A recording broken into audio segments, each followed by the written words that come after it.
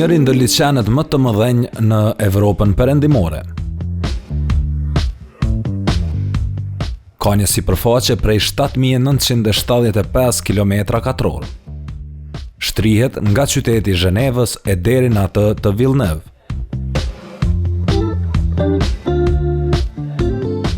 Liçeni i Zhenevës është i ndarë në 3 pjesë: pjesa e lartë, pjesa e gjerë dhe pjesa e vogël. Është trupi më i madh ujor në Zvicër dhe ndan shtetin helvetik nga Franca. Quhet Lac Léman apo Liçeni Leman. Bukuria e këtij liçeni mund të shijohet nga secili qytet për skaj i tij, nga shëtitorët e bukura plot ngjyrëshe.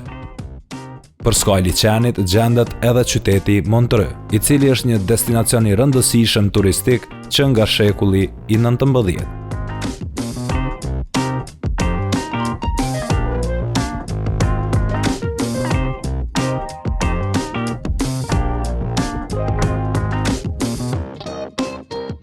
Njihet për festivalin e jazz muzikës, i cili këtu ka një traditë që nga viti 1967.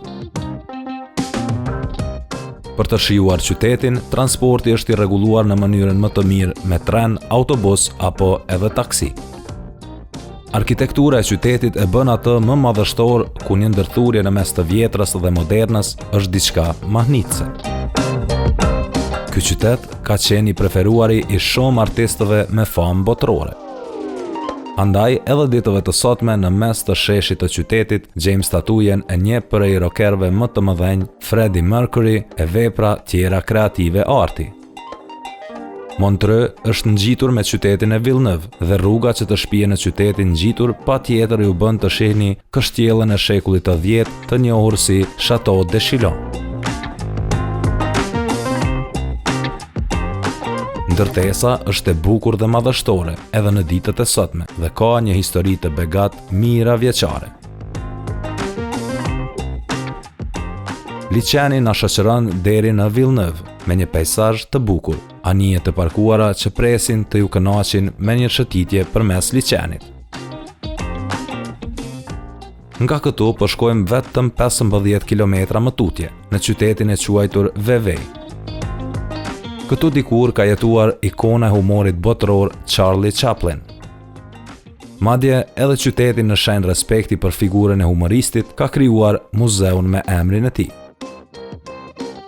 Pak më sipër gjendet edhe shtëpia ku ai kaloi shumë vite të jetës së tij. Ditëve të sotme, kjo shtëpi është muze për të gjithë ata që duan të njihen nga afër me veprat dhe mënyrën e jetesës së Charlie Chaplin.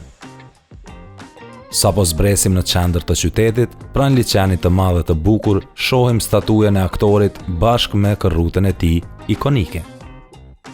Kjo pjesë e Zvicrës është një destinacion ku njeriu mund të pasurojë veten, duke pa nga afër artin, kulturën e bukuritë shumta natyrore.